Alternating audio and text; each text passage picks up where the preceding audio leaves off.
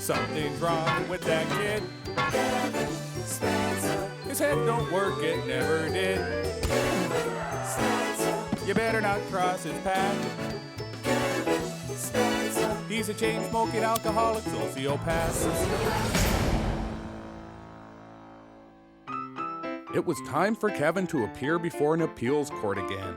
Every few years, he was allowed to stand in front of the judge and promise that even though his criminal record needed a small forklift in order to be entered as evidence, he was all better and wouldn't do any bad things again. All rise. Stand up as the judge enters. Yeah, we know the routine.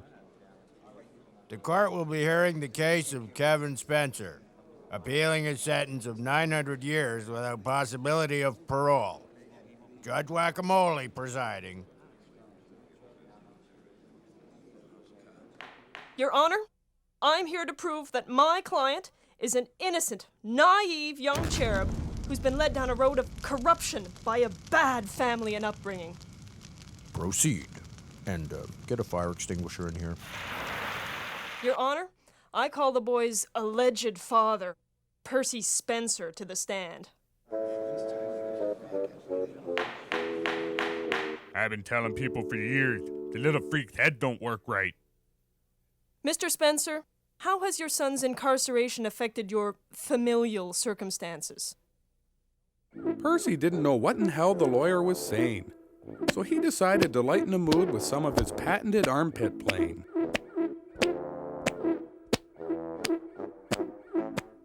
Okay, let me rephrase the question. Mr. Spencer, what's it been like having your boy in prison? We're turning his bedroom into a microbrewery.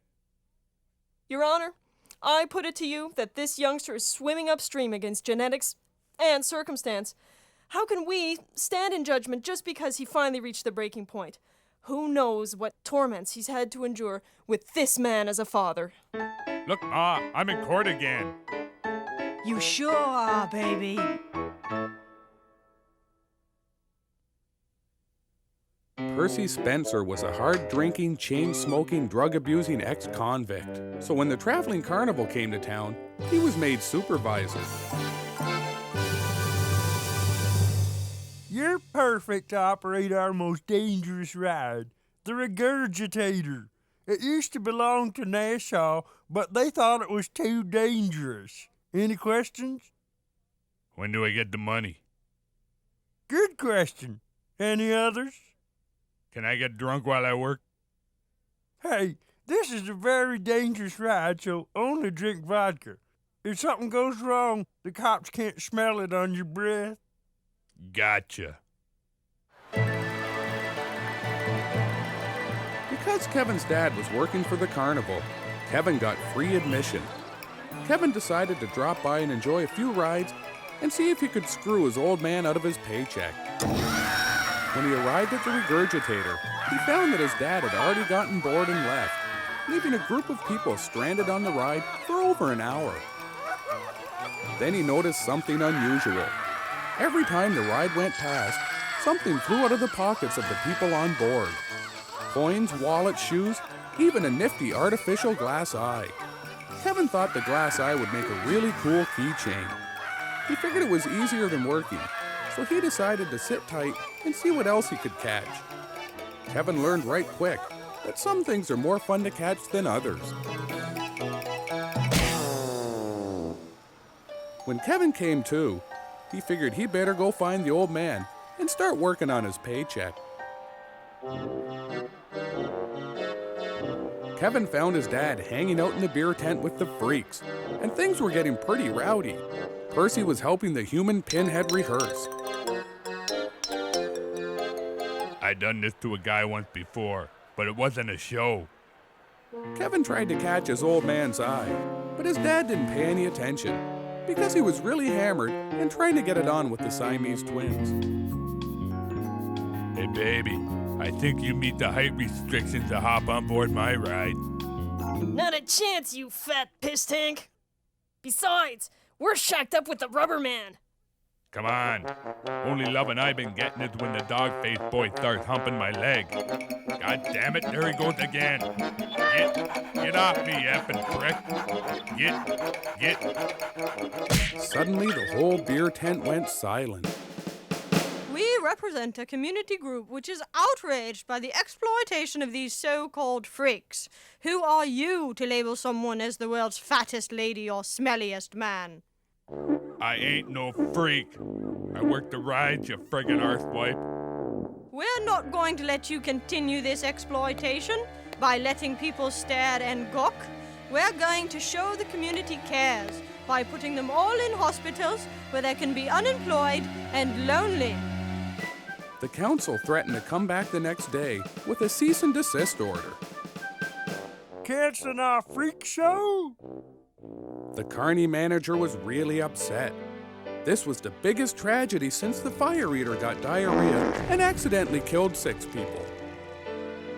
Kevin didn't quite understand what was going on, but he could tell by the way his old man was stealing half-full beers that he'd already blown his paycheck. So they both decided to check out the rest of the carnival. They found Mum at a Guess Your Weight booth. I guess your weight to be 105 pounds. Gosh, you must be psychic. He must be effing blind. She's a quarter ton easy. Hey, look, there's Charlie. Hemp shirts, hemp soap, everything you can imagine made from hemp. Mirror with a marijuana leaf on it? If it's made of hemp, we got it. Got any for smoking? Gosh, can you smoke it? Finally, Kevin and his dad arrived back at the regurgitator. The city council members from the beer tent were all standing in line to ride. Well, I hope this is finally some acceptable, good-natured family fun. Kevin couldn't help but notice all the toys, prizes, jewelry, and purses they were bringing with them, and he told his dad to jack up the speed as soon as he started the ride.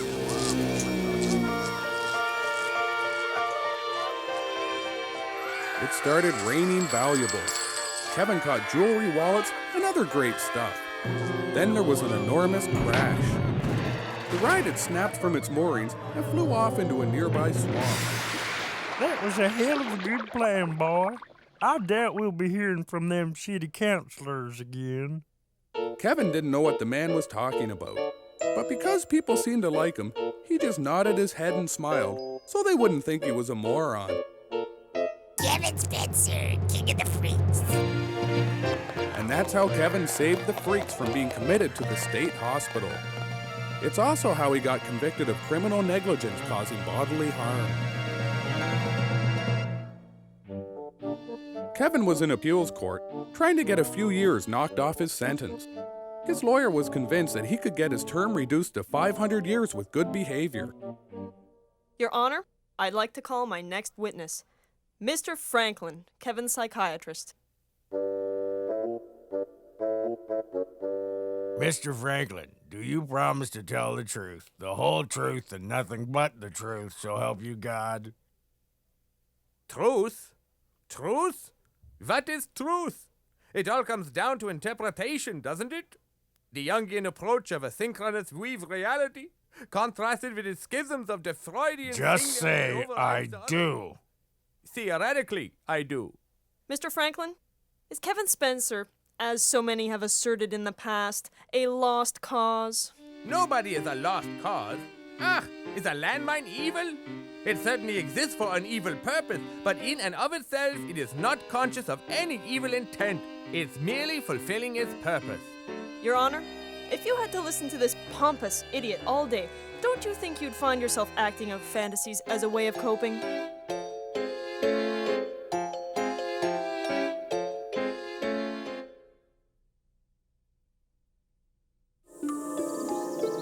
Sometimes when you're a chain-smoking alcoholic sociopath, you run into problems remembering things, like where you are and how you got there. Kevin was having one of those days. Things got even more mysterious when he realized just how far from home he was. The Mexican border. It took 2 days, but Kevin finally hitchhiked home. There you are, you little bastard. What the hell happened to you? Kevin told his dad about Mexico and asked him if he knew anything that might help Kevin remember what happened. You were supposed to be going to the liquor store for me and the old lady. Kevin's dad told him about his plan to break into the liquor store. First, they gathered up a week's worth of empty beer bottles, hid Kevin inside, and took him into the store to return the empties. After the store closed for the night, Kevin could emerge and open the door so that Percy could pull up in the stolen truck and load up the booze. Percy thought this was a perfect plan, mostly because he was stupid and drunk most of the time. The first problem was they couldn't find a truck powerful enough to carry a week's worth of empties, so they could only carry a couple of days' worth of bottles.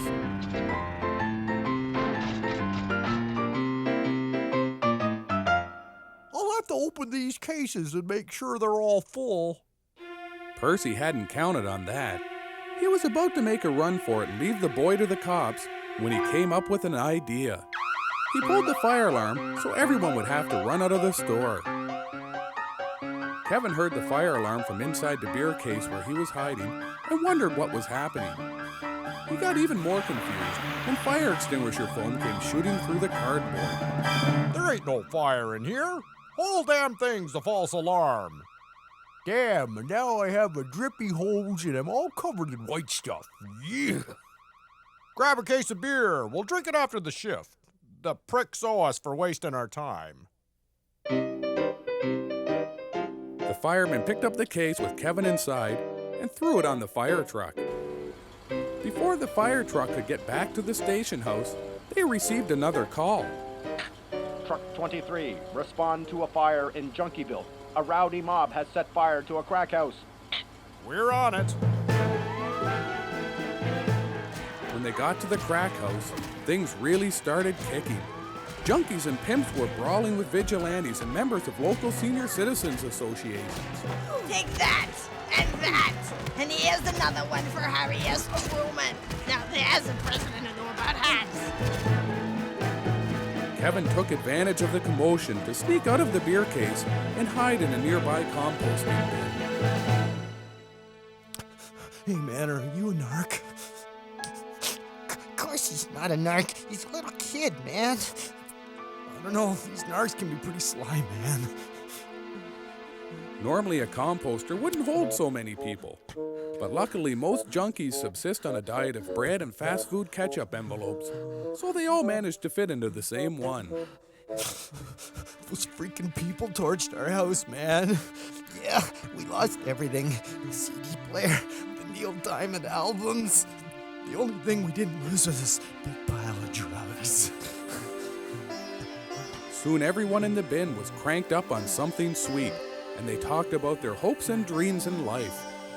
Wouldn't it be cool to go on vacation in someplace like Mexico, you know? Kevin told them he'd been to Mexico on his honeymoon with a prostitute, and that it was pretty cool. Kevin was happy because the junkies really seemed to like him. He was about to tell them another story when the dump truck came and emptied the dumpster. Kevin and the junkies were thrown into a large bin, and the truck pulled away to dump its cargo in a water reservoir in Mexico. Lying amidst the discarded eggshells and women's hygiene products, Kevin thought how this whole thing happened because he'd listened to his jerk-off of an old man. Kevin figured he'd never be that stupid again. Kevin had just fallen asleep when the truck ground to a halt. I'm Officer Santiago, the Mexican Border Patrol. We must search your truck. When the guards searched the truck, they found Kevin and the two junkies asleep. Hey, look at this, Corrado. More white gringos trying to sneak into Mexico to find jobs. It's sad, amigo. All because of that NAFTA agreement. The guard told the driver he couldn't enter Mexico with the gringos on board, so the truck dumped Kevin and the two junkies in a nearby dumpster. Sometimes when you're a chain-smoking alcoholic sociopath, you run into problems remembering things, like where you are and how you got there. This was one of those days.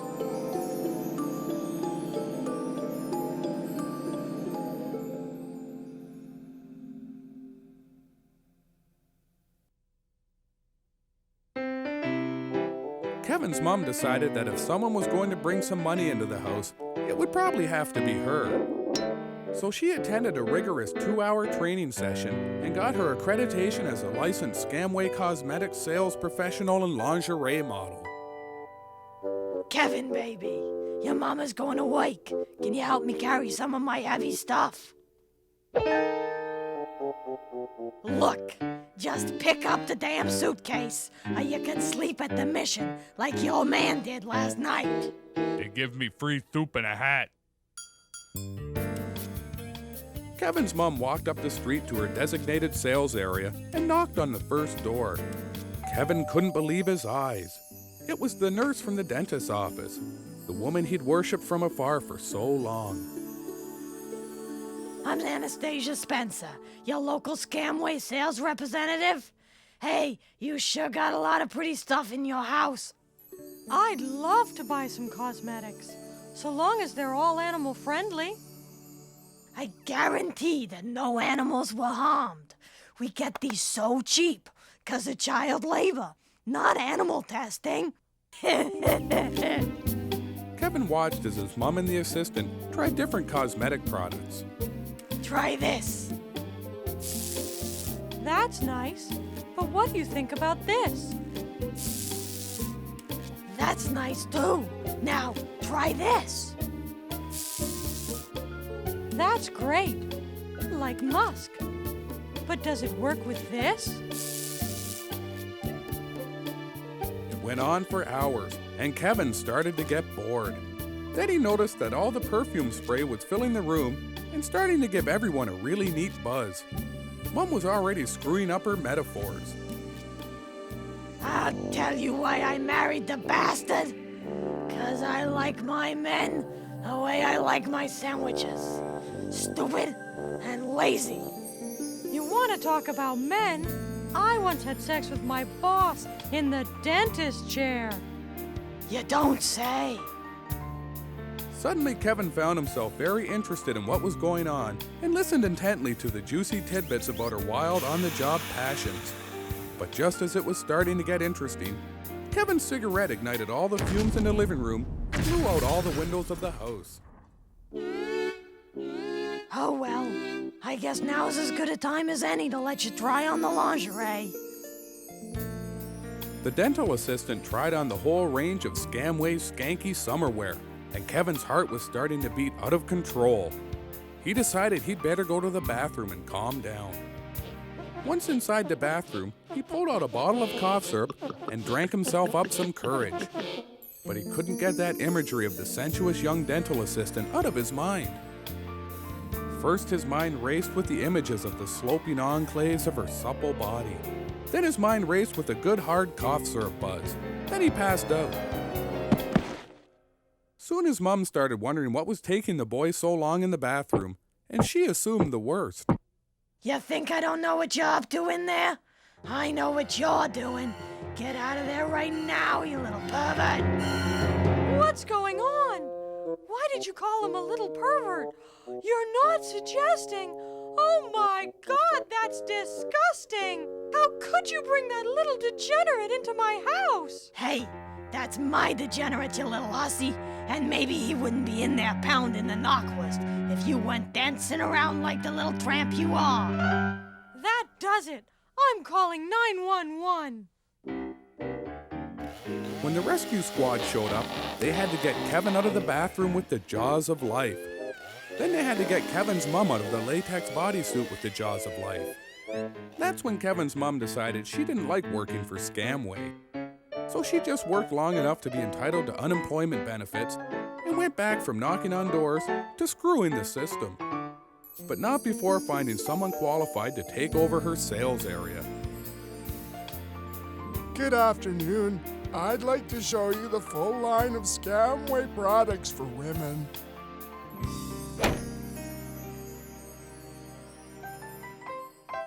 It was almost time for closing arguments in Kevin's appeal, and it was looking pretty positive. Everything about Kevin's life made it seem as if he was the victim of an upbringing that left him completely irresponsible of his actions. I don't want to get your hopes up, kid, but I think the judge is on our side this time. You could walk out of here a free man. All of a sudden, Kevin did something that stunned everyone. even his lawyer. He called a surprise witness. Surprise witness? I'm your lawyer, and no one told me about any surprise witness. As a character witness, Kevin called up Allen The Magic Goose. Kevin is a good and wonderful kid who only wants to fit in. He's a victim of a careless society and a stifling upbringing. That and his head don't work right because it's crazy as sin. Tell him that, boy. Tell him how you can't help yourself because you got no conscience. You broken-headed freak. Kevin knew that no one else could see Allen, so he told them everything he was saying. The court sat in stunned silence as Kevin ruined his own airtight case. Well, not quite stunned silence. Again with the magic goose. I'm laughing so hard I'm gonna hurl. They're gonna toss your ass right back in the joint, kid. Right back in the joint.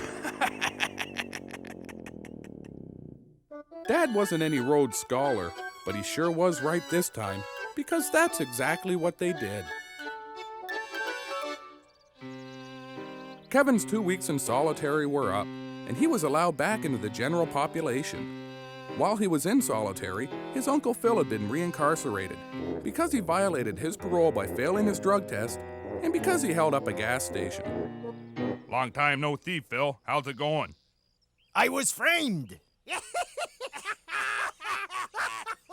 What's the matter with your boy, Percy? He don't look so good. He ain't used to the sun on account of always being in solitary. That little freak looks sick, lah. He ain't sick, unless you count his head. I keep forgetting that he's mentally wrong. Too bad you ain't sick, boy, because if you get sick, they take you to the infirmary and give you a nice bed, lots of drugs, and a nurse. That night, as Kevin stood over his new cellmate just to make him really uncomfortable and scared during his first night in prison, Kevin decided he'd try and fake being sick the next day to see if he could weasel a trip to the infirmary. Kevin thought long and hard about what kind of illness he wanted to fake.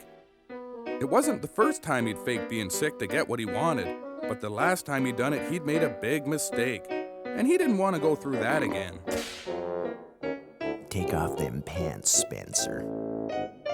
Kevin was getting bored just looking at the new guy, so he decided to make a lot of quick jerky movements towards his new cellmate to see if he could make him cry like a big baby and wet his pants.